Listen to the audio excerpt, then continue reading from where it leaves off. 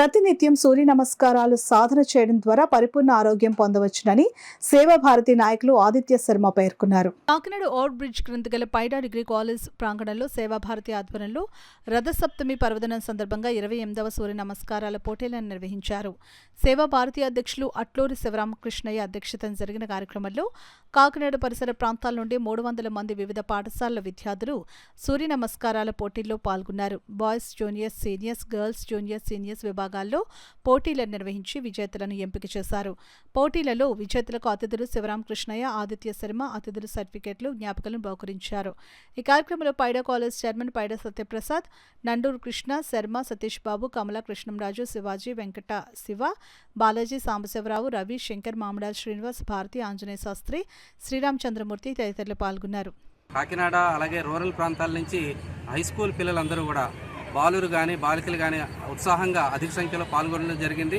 వీరందరికీ కూడా 4 గ్రూపులుగా, అంటే బాలికల విభాగంలో జూనియర్స్ సీనియర్స్, అలాగే బాలురు విభాగంలో జూనియర్స్ సీనియర్స్ విభాగంలో వాళ్ళకి ఒక్కొక్కరి 4 గ్రూపుల నుంచి ప్రథమ, ద్వితీయ, తృతీయతో పాటుగా 10 ప్రోత్సాహక బహుమతులు, అలాగే మొత్తం 52 బహుమతులు పాల్గొన్న ప్రతి ఒక్కరికి కూడా సర్టిఫికెట్ ఇవ్వడం జరిగింది.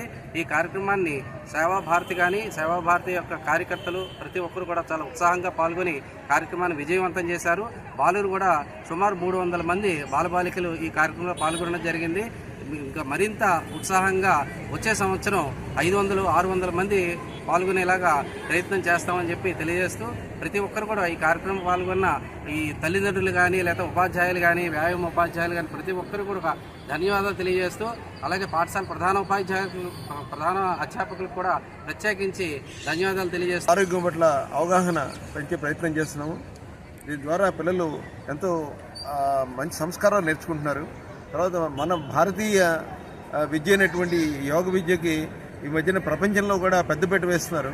సో మనం కూడా ఈ రకంగా ఈ యోగ విద్యలో అలాగే సూర్య నమస్కారాలు వీటన్నిటిలో కూడా మంచి ఒక ఐకానిక్గా మనం మన జాతిని తయారు చేసుకోవాలి. ఎందుకంటే ప్రపంచం మనకే చూస్తుంది ఇవాళ.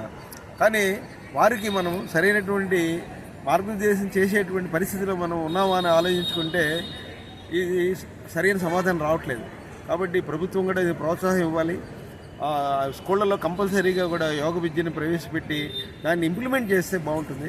సూర్య నమస్కారాలు కూడా పిల్లలకి సిలబస్లో భాగంగా చేస్తే మన పిల్లలు మంచి విద్యలో రాణిస్తారు, సంస్కారాలు కూడా లభిస్తాయి.